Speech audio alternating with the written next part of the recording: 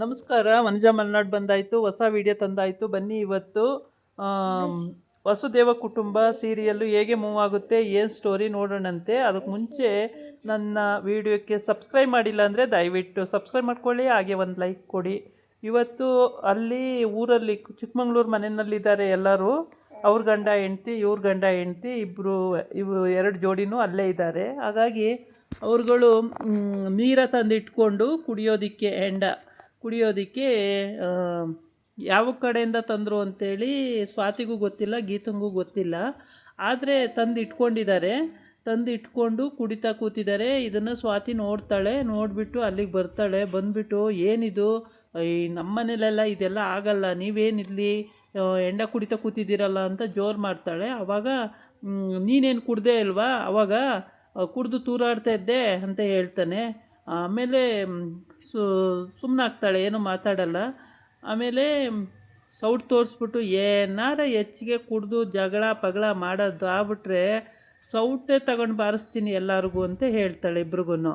ಆಮೇಲೆ ಸರಿ ಅಂತ ಹೇಳ್ಬಿಟ್ಟು ಇವಳೇನಪ್ಪ ಹಿಂಗೆ ಅಂತೇಳಿ ಎದ್ರುಕೊಂಡು ಸುಮ್ಮನಾಗ್ತಾನೆ. ಆಯಿತು ಬಿಡು, ಜಾಸ್ತಿ ತಗೊಳ್ಳಲ್ಲ ಅಂತೇಳಿ. ಆಮೇಲೆ ಕುಮಾರ ಹೇಳ್ತಾನೆ, ಅಯ್ಯೋ ಬ್ರದರ್, ನಾನೇ ಎದುರ್ತೀನಿ ಅಂತ ಅಂದ್ಕೊಂಡಿದ್ದೆ ಹೆಂಡ್ತಿಗೆ, ಪರವಾಗಿಲ್ಲ ನೀವು ಎದುರ್ತೀರ ಅಂತ ಗೊತ್ತಾಯಿತು.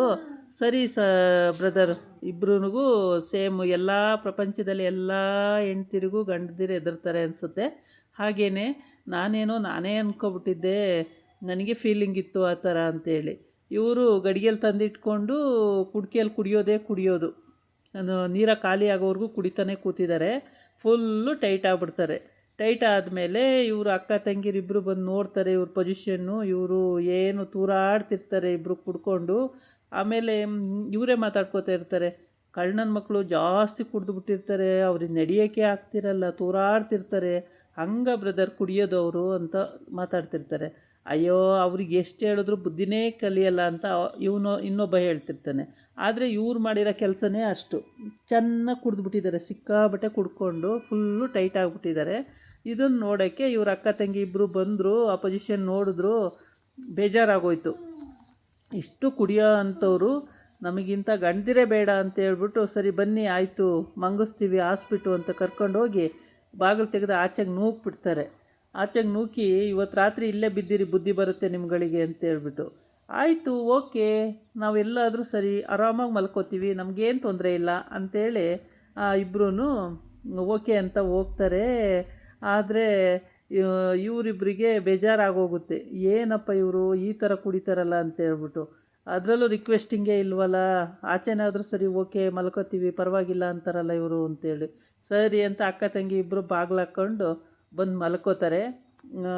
ಇವರಿಬ್ಬರು ಆಚೆನೇ ಇರ್ತಾರೆ ರಾತ್ರಿ ಎಲ್ಲ, ಫುಲ್ ಟೈಟಾಗಿ ಅವರಲ್ಲ ಆಚೆನೇ ಇರ್ತಾರೆ.